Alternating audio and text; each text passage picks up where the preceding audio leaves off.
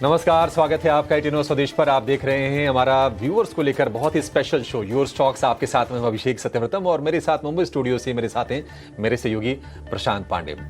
Your stocks में हमारे दिग्गज एक्सपर्ट देंगे आपके सवालों के जवाब, लेकिन सवाल जवाब के सिलसिले की शुरुआत से पहले आपको बता देते हैं कि तरीका क्या है।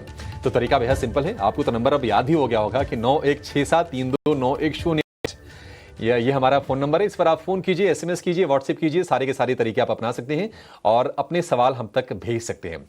और अगर आप इन तरीकों से सवाल पूछने में थोड़े से अगर आपको दिक्कत हो रही हो तो सोशल मीडिया पर हमारे फेसबुक पेज या फिर ट्विटर हैंडल पर जाकर भी आप आसानी से अपने सवाल हम तक पहुंचा सकते हैं। और आज आपके सवालों के जवाब देने के लिए हमारे साथ हैं खास मेहमान मेरे एसेट शेयर खान के विनोद मोदी। विनोद जी, बहुत शुक्रिया आपका समय देने के लिए। स्वागत है आपका एटीनो स्वदेश पर। एक बार बाजार की तस्वीर दर्शकों के सामने रख देते हैं। आज बाजार ने शुरुआत जो की थी काफी डामाडोल तरीके से की थी। अनिश्चितता का माहौल है। ईरान और इजरायल के बीच में संघर्ष चल रहा है, 7वां दिन आज है। और तनाव यह है कि क्या अमेरिका अब इजरायल के साथ में खड़े होकर डायरेक्टली एंगेजमेंट में इन्वॉल्व होगा, इस बात को लेकर डर है। और इसके चलते बाजारों में हम देख रहे हैं कि कन्विक्शन का भाव साफ तौर पर दिख रहा है। तो जो रिकवरी आ रही है सस्टेन्ड हो नहीं पा रही है। अगर आप निफ्टी को इस वक्त देखेंगे तो लाल निशान में कारोबार कर रहा है, 24,798 के आसपास है। और निफ्टी बैंक जो अपनी गिरावट को पूरी की पूरी रिवर्स कर रहा था, 125-150 अंकों के आसपास गिरावट, फिर से हम देख रहे हैं कि प्रेशर वहां पर बढ़ता हुआ आपको दिखेगा। करीब 125 अंक नीचे इस वक्त निफ्टी बैंक कारोबार कर रहा है। एडवांस डिक्लाइन का रेशियो वो भी थोड़ा सा आपको पिछले कुछ मिनटों में डेटोरेट होता हुआ दिखेगा। 880 शेयर मजबूत हैं, लेकिन 1750 शेयर आज गिरावट के साथ कारोबार करते हुए आपको दिखेंगे। और आज जो खेमे बाजार को समर्थन का काम कर रहे हैं उसमें आपको कंजम्पशन वाले स्टॉक्स दिखेंगे। उसमें एफएमसीजी, कंज्यूमर या फिर डिस्क्रिशनरी स्पेंड वाले सारे के सारे शेयर दिखेंगे। और खास तौर से ऑटो में तेजी आज ठीक ठाक हो रही है। लेकिन आईटी में कल गिरावट हमने देखी, आज आईटी से फिर से प्रेशर बन रहा है। वेटेज के लिहाज से काफी अहम है आईटी। इंडेक्स की बात करें, निफ्टी में करीब 12% के आसपास का वेटेज अकेले आईटी का है। तो इसकी गिरावट निश्चित तौर पर बाजार पर प्रेशर बनाने का काम करेगा। वो होते हुए हम देख भी रहे हैं। दिक्कत हो रही बाजार को ऊपरी स्तर पर टिकने में और वोलेटिलिटी साफ तौर पर दिख रही है। विनोद जी, बहुत शुक्रिया आपका समय देने के लिए। सर, एक बार आपका कमेंट चाहेंगे मार्केट पर। आप किस तरह से निवेशकों को और ट्रेडर्स को गाइड करेंगे? क्या होनी चाहिए बाजार में रणनीति अभी? Good morning Abhishek ji, good morning Prashant ji. Market की अगर बात करें तो आई मीन डायरेक्शन वाइज हम लोग अभी भी मार्केट पे काफी पॉजिटिव है। आई मीन जो भी जो की कंसर्न्स थे जो लास्ट ईयर में हमें दिख रहे थे, अर्निंग्स ब्लॉक्स ये सब थे, आई थिंक वो अभी दिख नहीं रहे हैं। I think June quarter earnings हमें लग रहा है कि अच्छा खासा ग्रोथ दिखने की उम्मीद की जा सकती है। लो टीन्स में हम प्रॉफिट ग्रोथ आने की गुंजाइश लगाई जा रही है, right. At the same time जिस हिसाब से इंटरेस्ट रेट कट हुआ है, मुझे लगता है उसके भी बेनिफिट्स आने वाले समय में क्वार्टरली अर्निंग्स में मिलेंगे। कुल मिलाकर के ये बताता है कि हमारे जो कॉर्पोरेट अर्निंग जो जब बड़ा कंसर्न था वहां पे क्लैरिटी आज आ रही है, क्योंकि वो जिसका सीधा प्रभाव मार्केट में दिख रहा है। आप देख सकते हैं मार्केट में जब भी बड़ा करेक्शन आता है तो खरीदारी आ जाती है। ये क्लियरली इंडिकेट करता है कि मार्केट में हर करेक्शन में आई थिंक जो जो निवेशक है, लॉन्ग टर्म निवेशक है, वो कंटिन्यूअसली बाय कर रहे हैं। और यही आपकी आई मीन स्ट्रेटेजी भी होनी चाहिए ये मार्केट में खेलने के लिए। अभी सेक्टर वाइज अगर मैं बात करूं तो सेक्टर वाइज के हिसाब से देखूं तो जैसे मैं बोला, हमें लगता है कि जो बीएफएसआई सेक्टर है, खासकर एनबीएफसी, वहां पे फोकस करना चाहिए, क्योंकि रेट कट का जो सबसे पहला बेनिफिट्स आएगा वो एनबीएफसी स्टॉक्स में आएंगे। इसके अलावा मानसून का आगाज ठीक ठाक हुआ है, हम उसी लिहाज से भी देखें तो ट्रैक्टर रिलेटेड जो स्टॉक्स है वो ठीक ठाक करके भी दिख रही है। टू व्हीलर्स में भी हमें लगता है कि वहां पे व्यू बनानी चाहिए, चाहे हीरो मोटर्स हो या फिर टीवीएस मोटर्स हो, वहां पे भी अच्छा खासा व्यू निकल के आ रहा है। सीमेंट स्टॉक्स में प्राइसिंग ऑफलेट जो जो रिकवर हुए हैं, मुझे लगता है मानसून अभी तक में प्राइसिंग में ऐसा बहुत बड़ा आई मीन बोल सकते हैं गिरावट नहीं दिखी है। मुझे लगता है ये प्राइस अगर मेंटेन रहेगा, अभी 5-10 रुपए ऊपर नीचे अगर होता है तो भी वो बहुत अच्छा लिया जाएगा मानसून पॉइंट ऑफ व्यू से, राइट। तो ये स्टॉक अल्ट्रा टाइप से स्टॉक पे फोकस करनी चाहिए, राइट। फार्मा में अभी थोड़ा बहुत यूएस की वजह से थोड़ा बहुत तो मुझे लगता है कि वो दिख रही है, जो अभी ट्रम्प ने इंडिकेट किया कि फार्मा में जो है टैक्सेशन आ सकता है, वो चीज लेके थोड़ा कहीं ना कहीं थोड़ा बहुत मुझे लगता है कि निगेटिविज्म क्रिएट किया है। बट हैविंग सेड, अगर अच्छे फार्मा स्टॉक चाहे डिवीज हो या सन फार्मा हो अच्छे करेक्शन में मिले तो वहां पे भी फोकस बनाना चाहिए।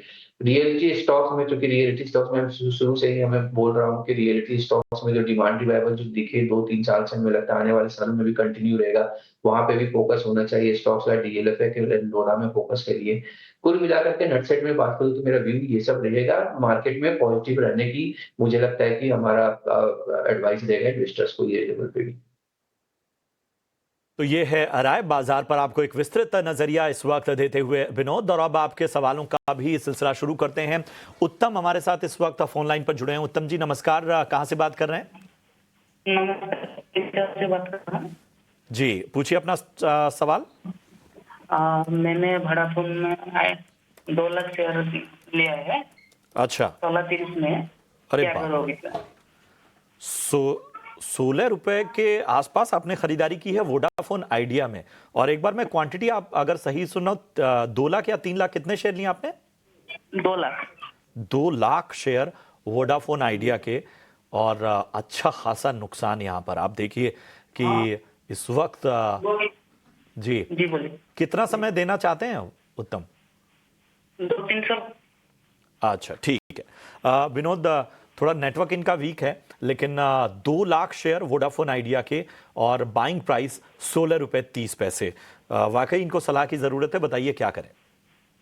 प्रशांत जी, इसमें देखिए शुरू से ही हमारा व्यू इस पे निगेटिव रहा है। आई थिंक कि जो अभी जो रिसेंट थोड़ा पॉजिटिविटी आई थी ये स्टॉक में कि गवर्नमेंट ने अपने जो डेट थे वो कन्वर्ट करवा दिए है इक्विटी में, तो वो कहीं ना कहीं वो इंटरिम रिलीफ दिया था, जिसकी वजह से कंपनी फर्दर डेट के लिए अभी एलिजिबल हो चुके हैं। आई थिंक वो आता है तो देखकर पॉजिटिव होगा। जब कुल मिलाकर वो डेट आ भी गया तो इसके बाद जो है आई थिंक मार्च 2026 के बाद मुझे लगता है बहुत बड़ी लायबिलिटी आने वाली है, जिसकी वजह से है जो अपना गवर्नमेंट कहीं भी इंडिकेशन नहीं दे रही है कि वो फर्दर जो है कन्वर्ट करेंगे। गवर्नमेंट क्लियरली एक माइंडसेट पे चल रहे हैं कि वो 49% से ज्यादा अपने स्टेक नहीं बढ़ाएंगे, तो कंपनी को कहीं ना कहीं थोड़ा ज्यादा एफर्ट मारना पड़ेगा। मुझे वो चीजें भी होते हुए नहीं दिखाई दे रही है। कहीं तो मुझे लगता है नेक्स्ट ईयर से प्रॉब्लम और बढ़ सकती है, और इस जो क्लियर कट हमारा व्यू इसमें सर्वाइवल इशू अभी भी बनता है, क्योंकि मार्केट शेयर गेन कंपनी अभी भी नहीं कर पा रही है। तो हमारा इसमें रहेगा कि व्यू निगेटिव है। आई थिंक अगर इसमें लॉस कुछ बुक कर सकते हैं तो कर लीजिए, क्योंकि हमें अभी एज ऑफ ना किसी प्रकार का इसमें पॉजिटिविटी होते हुए नहीं दिखाई दे रही। तो ये है राय आपको वोडाफोन आइडिया पर मिलती हुई। इन सब के बीच में अब नवनाथ जी हमारे साथ इस वक्त जुड़े हुए हैं। नवनाथ जी नमस्कार, कहां से बात कर रहे हैं? सर मैं आइला नगर महाराष्ट्र से बात कर रहा हूँ। जी बताइए क्या मदद की जाए आपकी? मुझे पूछना था सर कि पेटीएम के मेरे पास 50 शेयर है। ठीक है। तो उसकी प्राइस है 934 रुपए। ठीक है। तो उसके लिए मैं क्या कर सकता हूँ? आपकी सलाह चाहिए थी सर। ठीक है। मैं एक बार आपका नजरिया जान सकता हूं, शॉर्ट टर्म का या लॉन्ग टर्म का? और 2 मंथ का ना सर। अच्छा 2 महीने और देना चाहते हैं पेटीएम में। इनकी 900 के ऊपर की खरीद है विनोद पेटीएम पे, और फिलहाल हम देख रहे हैं कि 886 के भाव पे पेटीएम है। पिछले वक्त में हमने देखा था कि एक मोमेंटम तो नजर आया था, लेकिन लगता है इन्होंने उस मोमेंटम में ही इसमें खरीदारी की। फिलहाल हम देख रहे हैं इनके भाव से नीचे है, और अभी भी इनका नजरिया 2-3 महीने का ही है। बताइए क्या राय बन रही है? आई थिंक नियर टर्म के हिसाब से मुझे बहुत क्लैरिटी इसमें नहीं दिखती है। रीजन क्योंकि ये लोग जो सबसे जो नियर टर्म ट्रिगर होने वाला था पॉजिटिव में, वो एमडीआर वाला चीज था, वो गवर्नमेंट ने क्लियर मना कर दिया है, तो मुझे लगता है वो एक निगेटिव चीज है। बट यस, जिस हिसाब से अगर मैं लास्ट 3-4 क्वार्टर की बात करूँ तो कंपनी ने अपना परफॉर्मेंस इंप्रूव किया है, वो चाहे पेमेंट बिजनेस हो या फिर जो क्रॉस सेलिंग प्रोडक्ट्स है उधर हो। तो अभी 1 से 1.5 साल अगर पॉइंट ऑफ व्यू से मैं लूं तो कंपनी मुझे अच्छा करता हुआ दिखाई भी दे रहा है। कॉस्ट रेशनलाइजेशन ऑलरेडी किए हुए है, जिसका बेनिफिट सीधा मार्जिन में आ रहा है। राइट, तो मार्जिन वाइज और प्रॉफिट वाइज मुझे लगता है इंप्रूवमेंट की यहाँ काफी गुंजाइश लगाई जा सकती है। बस सर का व्यू चूंकि 2-3 महीने में हमें नहीं लगता है कि स्टॉक में किसी प्रकार का परफॉर्मेंस शायद देख पाएंगे।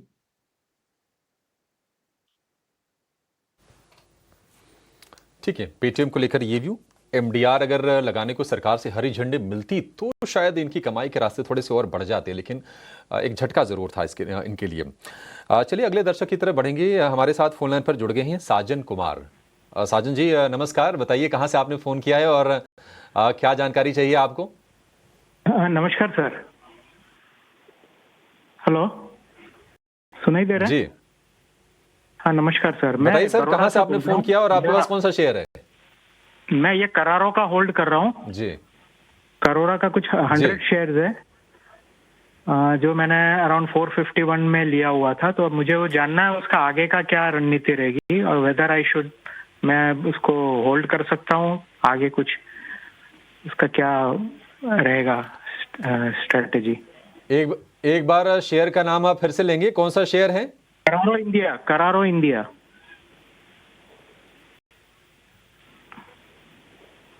शायद हम ये शेयर कवर नहीं करते, हमारी ये लिस्ट में है नहीं मिस्टर साजन। इस पर हम फिर कभी आपको राय दे पाएंगे, फिलहाल तो हमारी डेटाबेस में ये शेयर दिख नहीं रहा है। कोई और शेयर जिस पर आपको व्यू चाहिए? हाँ, एक तो दूसरा सर ये अपना आईओसी है सर, आईओसी। ठीक है, हाँ आईओसी ठीक है। आईओसी पर क्या आपके खरीद के भाव क्या है? आईओसी तो 80 रुपए 21 पैसे क्या भाव है? और हाँ जी, आईओसी मैंने ठीक है, बढ़िया भाव पर खरीद है और हैंडसम प्रॉफिट इनको हो रहे हैं। 10,000 शेयर हैं साजन के और प्रॉफिट आप देखिए करीब करीब 6 लाख रुपए का प्रॉफिट हो रहा है। प्रॉफिट तो अच्छा है। विनोद जी, अब हम देख रहे हैं कि क्रूड के प्राइसेस एलिवेटेड हैं, $76 ब्रेंट क्रूड के भाव हैं और शायद और स्पाइक थोड़ा सा आए। क्या बेहतर होगा कि एक बार प्रॉफिट निकाल लें, यहां से मुनाफा वसूली कर लें, एग्जिट ले लें यहां से? Definitely Abhishek ji, I think stock देखे तो लास्ट जो क्वार्टर 4 था उसमें चूंकि रेवेन्यू डाउन था, लेकिन उसके बावजूद भी मार्जिन वाले प्रॉफिटेबिलिटी वाइज कंपनी ने अच्छा कामकाज किया, क्योंकि इनके जो पेट्रोकेमिकल और गैस बिजनेस थे वहां पे काफी अच्छा इंप्रूवमेंट देखने को मिला। वो मुझे लगता है अभी का प्राइस क्लियरली फैक्टरिंग करता है। आई थिंक ये क्वार्टर 1 में भी ये एक प्राइस लगा जाए रिफाइनिंग बिजनेस और शायद अच्छा करे, लेकिन उसके अलावा अगर मार्केटिंग बिजनेस देखे तो मुझे लगता है वहां पे प्रेशर आ सकता है कंसिडरिंग ये सब चीजें। और क्योंकि वैल्यूएशन भी देखे तो ये लेवल पे वैल्यूएशन उतना अट्रैक्टिव नहीं लगता है, तो हमारा सलाह रहेगा आप पार्शियल इस पे अगर प्रॉफिट बुक कर लें और अगर लॉन्ग समय के लिए, लॉन्ग टर्म के लिए अगर बने रहते हैं तो आप बने रह सकते हैं, क्योंकि इनके जो ग्रीन हाइड्रोजन सेगमेंट में जो कंपनी फोकस कर रहा है उसका आई थिंक वो मार्केट अभी फैक्टरिंग नहीं कर रहा। मे बी वो 2 से 3 साल लग सकता है, but as of now near term के हिसाब से हमें लगता है कि स्टॉक में आप किसी प्रकार की बहुत बड़ी तेजी देखने को नहीं मिल रहा है।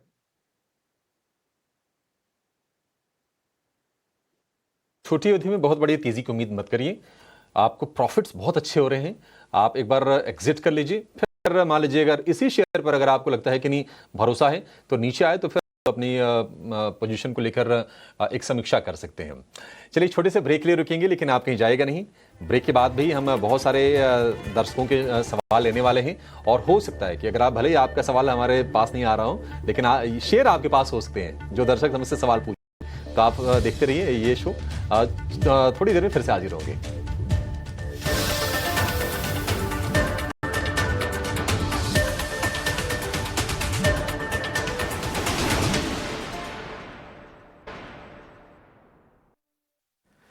अहमदाबाद विमान हादसे पर पहली बार टाटा सन्स और एयर इंडिया के चेयरमैन एन चंद्रशेखरन से एक्सक्लूसिव बातचीत की है टाइम्स ग्रुप की editor in chief Navika Kumar ने। आइए आपको ये बातचीत सुनवाते हैं।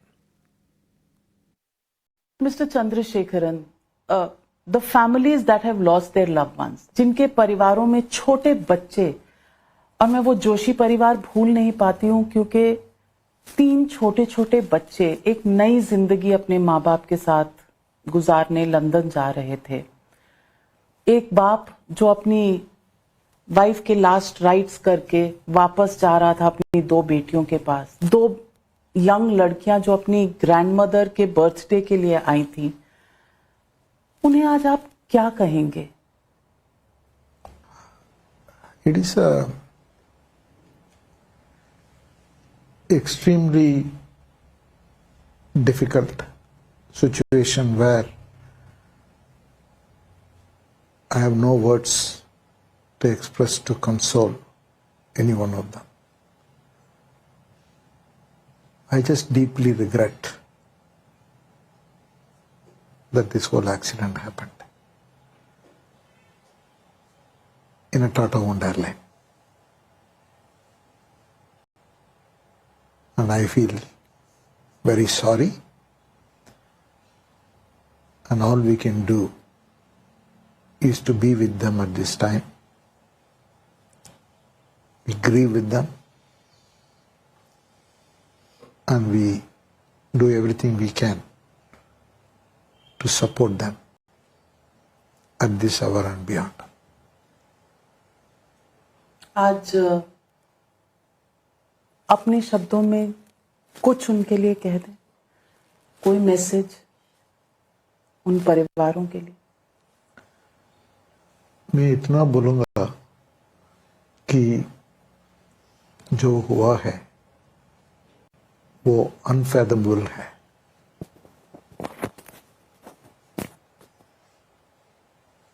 हम बहुत रिग्रेट कर रहे हैं और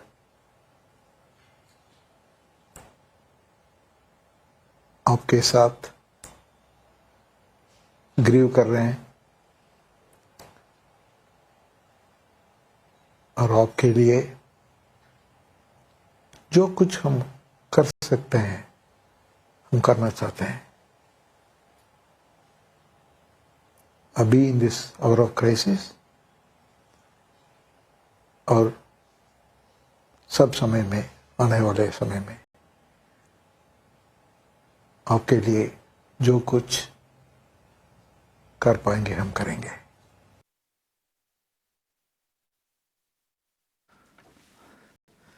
तो टाटा सन्स के चेयरमैन का साफ तौर पर कहना कि ये एक ऐसी दुर्भाग्यजनक घटना हुई है जिसे शब्दों में बयान नहीं किया जा सकता, और वो पूरे परिवारों के प्रति अपनी संवेदना और उन सभी से माफ़ी मांगना चाहते हैं जिस तरह की स्थितियां हुई हैं।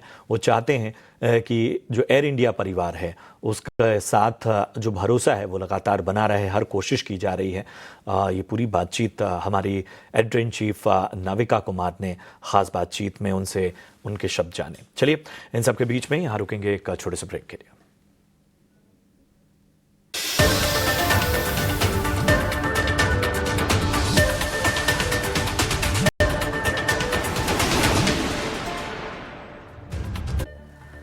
स्वागत है आपका ब्रेक के बाद, और आप देख रहे हैं यो स्टॉक्स।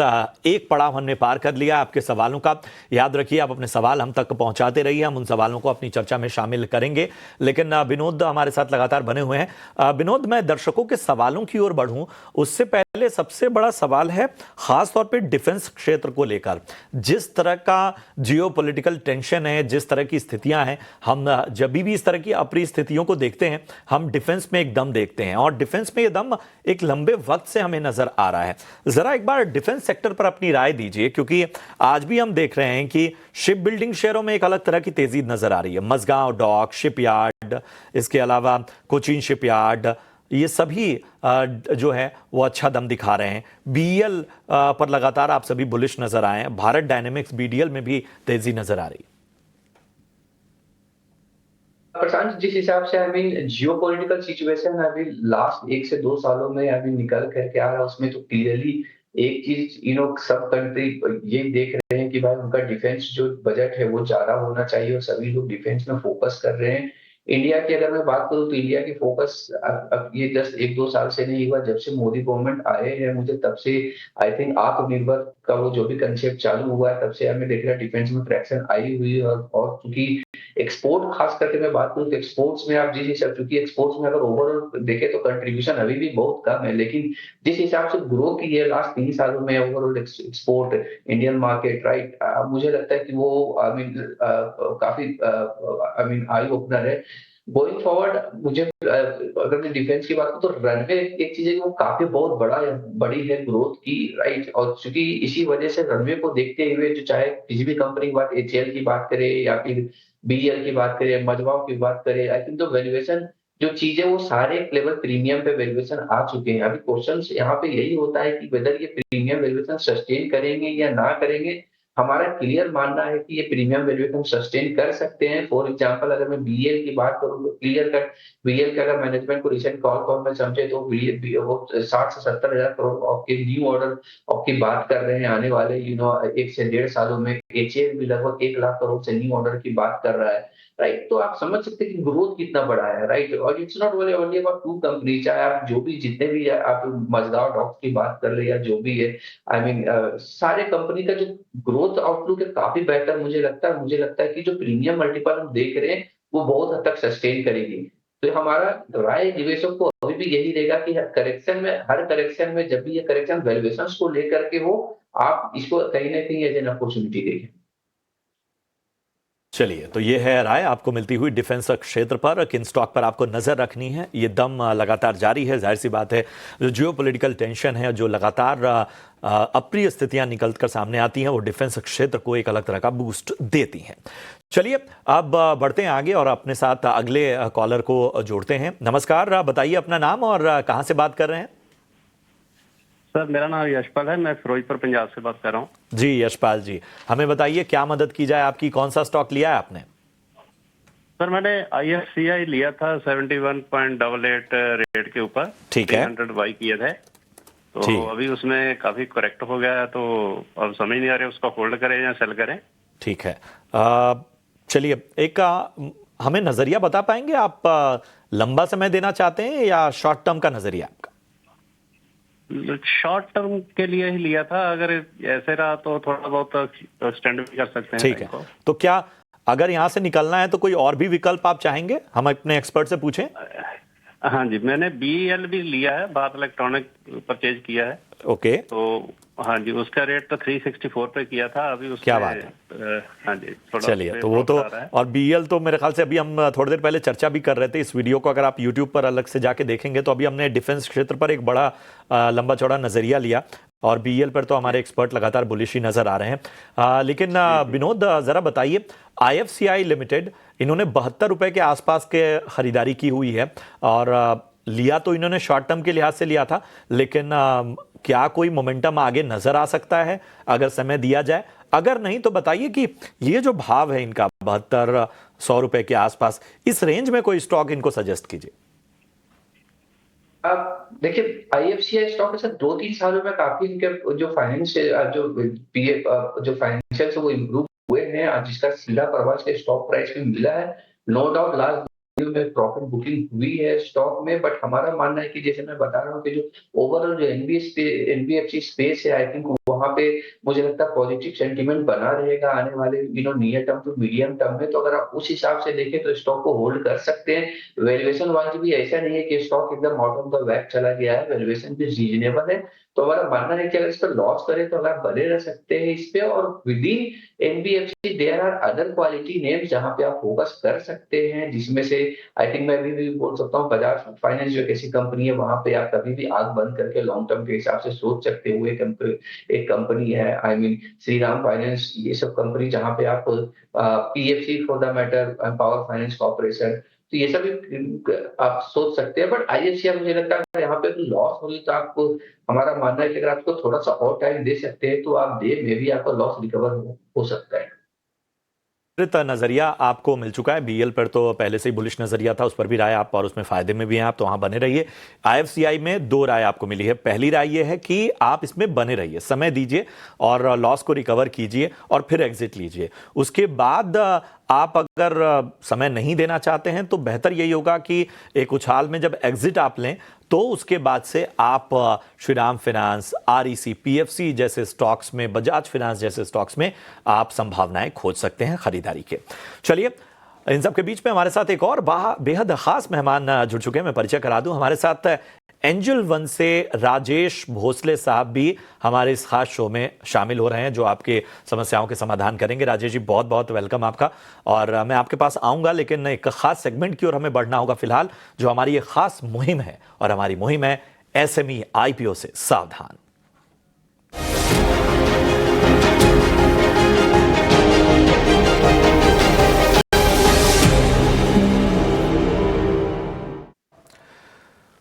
तो SME IPO में हम आपको लगातार आगाह करते आ रहे हैं। हमारा मकसद आपको उन SME IPO से सावधान करने का है जिसमें आपके पैसे ना डूबें। शरद दुबे मेरे सहयोगी इस वक्त हमारे साथ जुड़ चुके हैं, स्टूडियो में मौजूद हैं, और SME IPO पर स्पेशल रिसर्च आपको आगाह करने के लिए लाए। शरद, लगातार, और इस मुहिम को मैं आपको बता रहा हूं किस तरह का सपोर्ट मिल रहा है। लगातार जो आम इन्वेस्टर्स हैं, लगातार आम दर्शक जो कई बार बहुत ही लुभावनी चीजों में फंस जाते हैं, वो लगातार हमें थैंक यू बोल रहे हैं। वो हमें कमेंट्स की शक्ल में हो, हमें रिव्यूज की शक्ल में हो, वो नजर आ रहा है। आज बताइए, आज आपकी नजर कहां पर है? जी गुड मॉर्निंग प्रशांत। सबसे पहले मैं बताऊंगा कि एसएमई स्पेस में जो है हलचल मच चुकी है। हमारी जो एसएमई आईपीओ की जो पूरी सेगमेंट है प्रशांत, हर जगह सराहा जा रहा है और रेगुलेटर्स भी हमें थैंक यू कर रहे हैं। अलग अलग जगह से हमें पता चल रहा है। ब्रोकिंग कम्युनिटी में बोला कि शरद आपने एसएमई स्पेस क्यों पकड़ा? बोला कि यहाँ पे रिटेल फंसता बहुत है, कहानी बहुत होती है। मर्चेंट बैंकर्स कभी जो है आरएचपी को एकदम पेंट कर देते हैं और कहानियां बिकती है। लेकिन ये 2022 या 2023 नहीं है, ये 2025 है और हम एकमात्र चैनल है और एकमात्र शो है जो ये बीड़ा उठाए हैं रिटेल के लिए। लेकिन ऑफकोर्स अब बात करें तो हमारी इम्पैक्ट एनालिसिस भी आती है। सैचरोम के बारे में बात करें तो हमने जो है लॉन्ग टर्म बेट दिया था, वहाँ पे देखिए 50% गेन आया। वही हम बात करें जैनिक पावर जैसे कंपनीज के तो 25% डिस्काउंट पे लिस्टिंग हुई। लेकिन आज 3 एसएमई आईपीओज है जिस पे हमारी नज़र रहेगी। अब ये तीनों आईपीओ जो है कल खुलने वाले हैं और एक एक करके इनके कंसर्न्स क्या है, इनके पॉजिटिव पॉइंट्स क्या है, दोनों मैं आपके सामने रखने वाला हूँ। सबसे पहले मायाशील वेंचर्स, इनके बैंकर हैं नारनोलिया फाइनेंशियल सर्विसेज। कंपनी एक ईपीसी प्लेयर है, खासकर कि नॉर्थ ईस्ट इंडिया में यहाँ पे इनका जो है रेवेन्यू कंसंट्रेशन है। लेकिन सबसे बड़ा सवाल है कि इनका रेवेन्यू कंट्रीब्यूशन जो है B2G सेगमेंट में, यानी कि गवर्नमेंट से सबसे ज़्यादा रेवेन्यू देखने मिलता है। असम, मणिपुर, नागालैंड में प्रेजेंस है। और कंसर्न्स में देखें तो जो ट्रेड रिसीवेबल्स है वो ऑलमोस्ट डबल हो चुका है कंसर्न्स की बात करें तो। और जो स्टैट्यूटरी ड्यूज़ के आंकड़े हम देखें, सिग्निफिकेंट डिलेज देखने मिला है। 4 या 5 पेज तो आरएचपी में सिर्फ स्टैट्यूटरी ड्यूज़ के ही लिखे हुए, तो जनरली 1 या 2 रहता है तो छोटी बात होती है। लेकिन अगर इतना ज़्यादा इतने दिन तक रहता है तब सवाल ज़रूर उठते हैं। और डेट लेवल्स ये भी बहुत हाई साइड पे है, तो ऑफकोर्स यहाँ पे कंसर्न्स बहुत दिख रहे हैं। आकार मेडिकल टेक्नोलॉजीज दूसरा कंपनी है, बैंकर है इंडो ओरिएंट फाइनेंशियल सर्विसेज। यहाँ पे कुछ कंसर्न्स हैं पर बिजनेस मॉडल थोड़ा अलग है। 2 लार्ज बोनस इश्यूज जो है अनलिस्टेड में जो है 2024 में उन्होंने ऑलरेडी कर दिया। एक सीजनली प्रोडक्ट जो है ना, आप कहेंगे कि सीजनैलिटी है इसमें। जैसे फेस्टिव सीजन आता है तो लास्ट 2 क्वार्टर जो साल के होते हैं, कैलेंडर ईयर के पकड़े या जो फाइनेंशियल ईयर के, तो वहाँ पे आप देखेंगे कि एक मोमेंटम आती है इस प्रोडक्ट्स को लेके। लेकिन ये प्रोडक्ट बहुत हाई मार्जिन का है, नीश प्रोडक्ट है, कॉस्मेटिक्स भी है, डर्मेटोलॉजी भी है, यानी कि स्किन के रिलेटेड प्रोडक्ट्स है और ये हाई मार्जिन सेगमेंट में आते हैं। कंपनी अपने ब्रांड्स भी हैं कंपनी के, और कंपनी बाहर के ब्रांड्स भी इंपोर्ट करता है कोरिया से, जहाँ पे स्किन केयर का कल्चर बहुत ज़्यादा है। पैट डबल हो गए, कंट्रीब्यूशन अपने ओन ब्रांड से भी बढ़ रहा है और जो ऑपरेटिंग कैश फ्लो और रिसीवेबल्स पैनी नज़र रहती है मेरी, वहाँ पे देखें तो फाइनेंशियल्स उतना ख़राब नहीं है, इम्प्रूव कर रहा है। और आखिर में सेफ एंटरप्राइजेज रिटेल फिक्चर्स, इनके बैंकर है हेम सिक्योरिटीज़। अब ये सेफ इन्वेस्टमेंट रहेगा कि नहीं रिटेल इन्वेस्टर्स के लिए, इस पे बहुत सवाल उठते हैं। वैल्यूएशंस बहुत एक्सपेंसिव है। बात करें तो कंपनी का कोई कंपटीशन जो है बहुत ज़्यादा है, कोई मोट नहीं है। ये फर्नीचर फिटिंग्स जो होता है आपका कॉर्पोरेट स्ट्रक्चर में, इंटीरियर्स और फिटिंग्स वही करते हैं। तो ये कुछ एक रेगुलर ही बिजनेस है, ऐसा कुछ खास है नहीं। इंटरेस्टिंगली रिलेटेड पार्टी ट्रांजैक्शंस बहुत ज़्यादा है और एक ही कस्टमर है इनका जहाँ से इनका रेवेन्यू 84% आता है। तो सोचिए रेवेन्यू कॉन्सेंट्रेशन रिस्क कितना बड़ा है इस कंपनी के लिए। हालांकि एक पॉजिटिव पॉइंट भी है, रेवेन्यू ग्रोथ देखिए अच्छा किया है, 34% CAGR पिछले 3 साल में, और मार्जिन प्रोफाइल अपने जो लिस्टेड पीयर है उनके साथ भी ये बेटर है। तो ऑफकोर्स फाइनेंशियल्स में तो यहाँ पे अच्छे आंकड़े हैं, लेकिन ओवरऑल बिजनेस में ऐसा कुछ खास मोट नहीं है। तो या सेफ रहेगा या अनसेफ, इस पे भी सवाल रहेंगे। लेकिन हमारे साथ अब जुड़ रहे हैं तपन जी। गुड मॉर्निंग तपन जी। तपन जी, सबसे पहला सवाल आपके लिए यही रहेगा कि एक एक कंपनी करके एनालाइज करिए आप और आपकी कॉल भी दीजिए। एक एक सवाल रहेगा। सबसे पहले मायाशील वेंचर्स, इन पे एक बार जो है अपनी कॉल दें कि कंपनी के क्या कंसर्न्स हैं, क्या पॉजिटिव्स हैं, और आपका फाइनल कॉल क्या रहेगा। Tapan ji. First of all thank you Sharad ji. जैसे आपने बोला कि वो ईपीसी प्लेयर है, उनके 90% रेवेन्यू गवर्नमेंट कॉन्ट्रैक्ट से आ रहे, खासकर से PWD, NHIDCL। तो एक तरह से ना कॉन्सेंट्रेटेड उनका कस्टमर रहा है, तो वहां अगर ऊपर नीचे भी थोड़ा होते तो डायरेक्टली इनके इम्पैक्ट रेवेन्यू पे आती है। और जो स्टेट्स है जहां वो नॉर्मली नॉर्थ ईस्ट से, जैसे आसाम, मणिपुर और नागालैंड में है, तो वहां भी कभी कभी क्या होता है, अनरेस्ट होते हैं, तो उसका भी इम्पैक्ट कभी कभी दिखता है इन सब कंपनियों में। जैसे आपने बोला कि ना ट्रेड रिसीवेबल्स डबल हो चुके हैं, तो उसके वजह से क्या होता है, उनके कैश फ्लो में डायरेक्ट इंपैक्ट है। तो वो नेगेटिव कैश फ्लो हो गया है फाइनेंशियल 25 में। जो ऐसे प्लेयर्स को वर्किंग कैपिटल की बहुत जरूरत होती है, तो वो उनके लिए नेगेटिव है। अगर इनका डेट इक्विटी रेशियो देखो 1.6 टाइम्स है। अभी इतने हाई डेट इक्विटी में प्रॉब्लम यही होता है कि जैसे स्टैट्यूटरी ड्यूज कभी आते हैं या कंपलसरी ड्यूज पे करें तो वहां डिले होता है जो कंपनी के लिए नेगेटिव हो जाता है। और एक बात यहाँ मैं जोड़ना चाहता हूँ कि उनके सामने कुछ लीगल केसेस भी है। अगर इसमें से 1 या 2 लीगल केस मटेरियलाइज होते जो मैंने आरएचपी में बढ़ा रहा तो उनके लिए वो भी नेगेटिव है। तो मेरे हिसाब से मेयरशील यहाँ से अवॉइड होगा, यहाँ करने के लिए अवॉइड कर सकते हैं इस कंपनी को। एसएमई आईपीओ मायाशील वेंचर्स अवॉइड की राय है तपन से। तपन सर, दूसरा क्वेश्चन ऑफ कोर्स रहेगा सेफ एंटरप्राइज रिटेल फिक्चर्स को लेके। इनके बैंकर हेम सिक्योरिटीज़ है, यहाँ पे ऑफ कोर्स फर्नीचर फिटिंग्स की टाइप से कंपनी मान सकते हैं। यहाँ पे आपकी क्या राय रहेगी सेफ एंटरप्राइजेस पे और क्या व्यू रहेगा? फर्नीचर मार्केट आपको भी पता है, फिटिंग्स बहुत ही कमोडिटाइज मार्केट है, बहुत लोग इन्वॉल्व होते हैं, इसके वजह से कोई मोट नहीं होता और कंपटीशन भी हाई होती है, तो मार्जिन में भी इंपैक्ट आता है स्लोली एंड ग्रेजुअली। और इनका जो 84% रेवेन्यू एक ही कस्टमर से आ रहा है, तो वो एक बड़ा प्रॉब्लम। अगर आपको याद है तो प्रोटीन ई गवर्नेंस में भी ऐसा ही हुआ, जब आपका हाई रिलायंस एक ही कस्टमर पे होता है वहां कुछ प्रॉब्लम होगा तो इनको भी दिक्कत आएगी। ऊपर से अगर आप देखो कि हाँ मार्जिन थोड़ा बढ़ रहा है, लेकिन जैसे मैंने बोला इनका जो रॉ मटेरियल अगर वहां थोड़ा भी स्पाइक आता है तो इसमें प्रॉब्लम आती है, क्योंकि लिमिटेड सप्लायर है इनके, और वो रॉ मटेरियल में अगर थोड़ा स्पाइक है तो इनको प्रॉब्लम आ जाएगी, क्योंकि कंपटीशन बहुत है, कंपटीशन ज्यादा है, इसलिए वो प्राइस भी बढ़ा नहीं सकते। तो उसके वजह से इनको पी रेशियो हमेशा कम मिलता है, और मेरे हिसाब से इस लेवल पे वैल्यूएशन जस्टिफाई नहीं करता है कि आप यहाँ से बड़ा कमाएंगे, तो मेरे लिए ये स्टॉक भी यहाँ से अवॉइड रहेगा। जस्टिफाई नहीं करता तो सेफ एंटरप्राइजेज में जो है अवॉइड की राय आई है। तो दोनों ही एसएमई आईपीओज में अभी अवॉइड है, सेफ एंटरप्राइजेज और मायाशील वेंचर्स। लेकिन क्या तीसरा कंपनी भी अवॉइड रहेगा या यहाँ पे कोई चेंज ऑफ स्टांस होगा? आकार मेडिकल टेक्नोलॉजीज, इसको जो है फोकस पे रखेंगे। बैंकर है इंडो ओरिएंट फाइनेंशियल सर्विसेज। तपन, इस कंपनी को आप किस तरह देखते हैं? थोड़ा मॉडल थोड़ा अलग है बिजनेस मॉडल का, और किस तरह व्यू होता है यहाँ पे, सब्सक्राइब करें या ना करें? जी शरद जी, आपने सही बोला, क्योंकि ये एक ट्रेंड में है, और प्लस आप इनकी प्रॉफिटेबिलिटी देखो, फाइनेंशियल 25 में प्रॉफिट डबल हो गया, 6 करोड़ हो गया, और नो अच्छी खासी ग्रोथ दिख रही है। और सबसे बड़ी बात, वो अपने ओन ब्रांड पे फोकस करे। अगर आप देखो ओन ब्रांड उनके 38% है और इंपोर्ट 62 है, लेकिन ये धीरे धीरे 38% आगे बढ़ेगा तो उनके मार्जिन में डायरेक्ट इंपैक्ट आता है, तो वो आगे जाके हम लोग मार्जिन जो अभी 9.81% है, शायद आगे जाके यहाँ से भी हम लोग देख सकते हैं बढ़ेगा। प्लस प्रॉफिटेबिलिटी है, तभी तो बोनस शेयर और वो सब दे रहे हैं। जैसे आपने बोला था 24 में 2 बोनस शेयर इशू किए, तो वो एक पॉजिटिव साइड है। ऑफकोर्स सीजनलिटी रहती है, तो सेकेंड हाफ में यानी ये फेस्टिवल सीजन में इनका थोड़ा सेल्स बढ़ेगी, और कैश फ्लो, ट्रेड रिसीवेबल सब पॉजिटिव है, तो उस तरह से उनके पास इनफ फंडिंग है आगे एक्सपांड करने की। और आगे जाके भी मैं बताऊं कि नेक्स्ट 4 साल में मेडिकल इक्विपमेंट्स और उसकी बात करें ना तो ऑलमोस्ट आप कह सकते हैं कि 14% का ग्रोथ होगा मेडिकल मार्केट में, तो इसको डायरेक्टली बेनिफिट वहां से मिल सकता है। सो मेरे हिसाब से आकार एक ऐसा जो आप लॉन्ग टर्म के लिए सोच सकते हो, के लिए सोच सकते हैं, लॉन्ग टर्म बेट है, यानी कि सब्सक्राइब का जो है ऑफ कोर्स आपने जो है ओपिनियन दिया है। तो आकार मेडिकल डायरेक्टर साहब इस पे फोकस करें, यहाँ पे जो है लॉन्ग टर्म बेट का जो है आप लगा सकते हैं ठप्पा।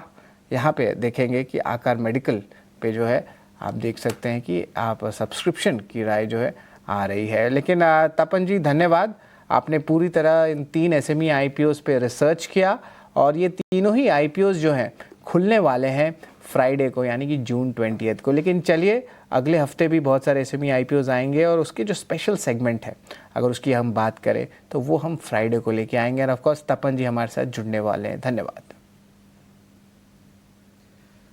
तो बिल्कुल, तो ये थी हमारी खास रिसर्च, और लगातार हमारी कोशिश यही है कि आपको बेहतर तरीके से राय दें। याद रखिए, ये पूरा हिस्सा हम अपने डिजिटल प्लेटफॉर्म्स, यूट्यूब, हर जगह अपलोड करेंगे, तो कोई चीज़ अगर आपसे मिस हो गई है तो परेशान होने की आवश्यकता नहीं है, ये कवरेज आप रिविजिट कर सकते हैं। चलिए, इन सब के बीच में यहां पर रुकेंगे एक छोटे से ब्रेक के लिए, फौरन हाजिर होते हैं।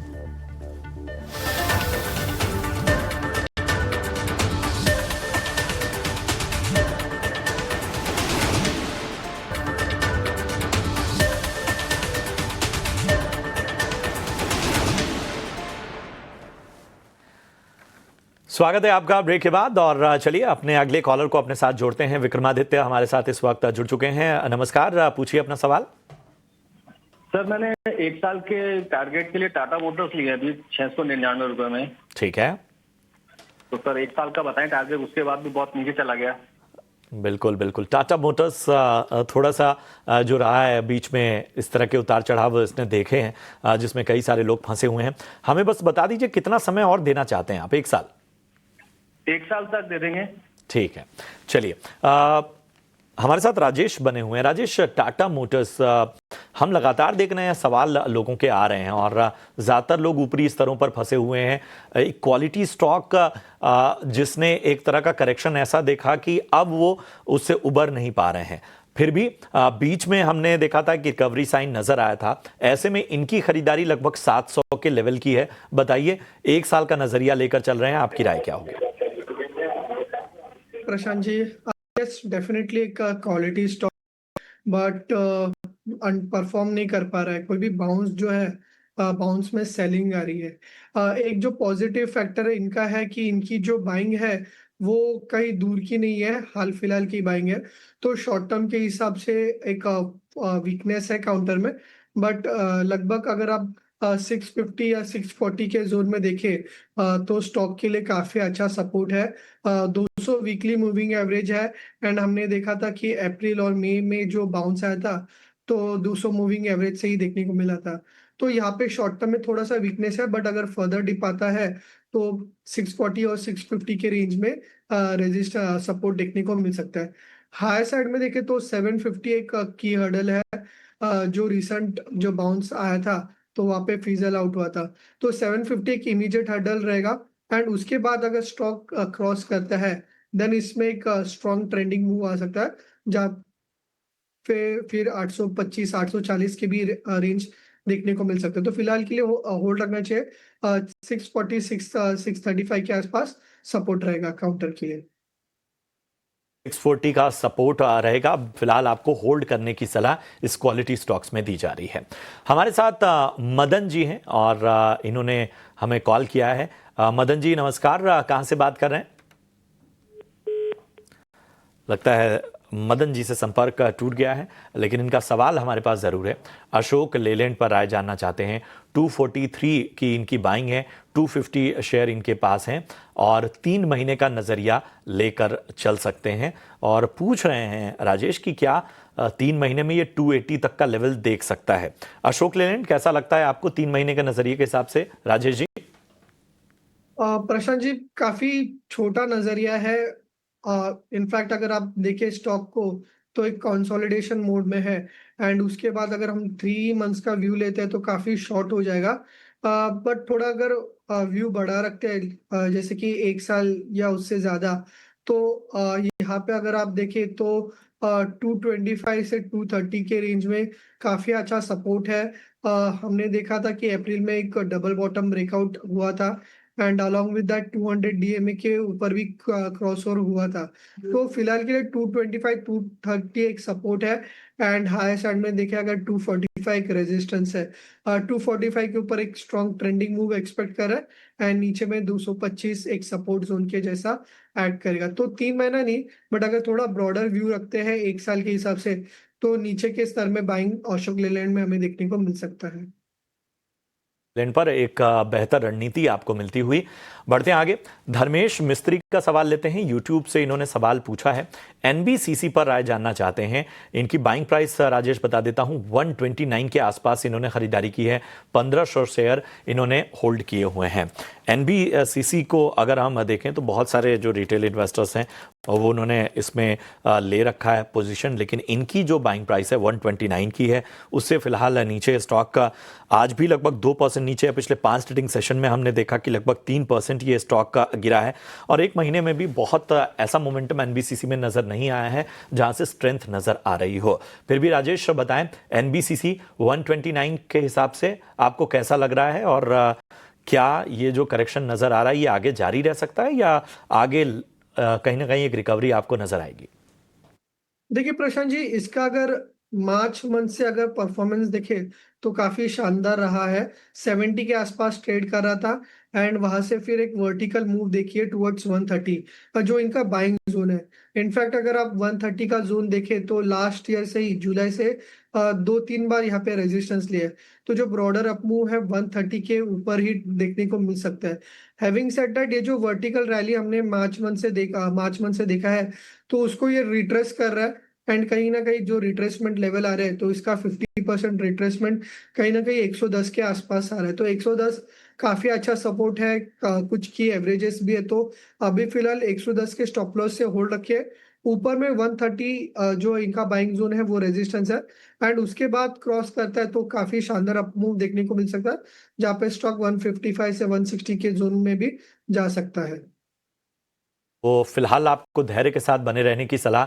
लेवल्स जिनको तोड़ता हुआ ये एनबीसीसी का शेयर नजर आएगा, उन लेवल्स के बाद एक अच्छी रैली नजर आ सकती है।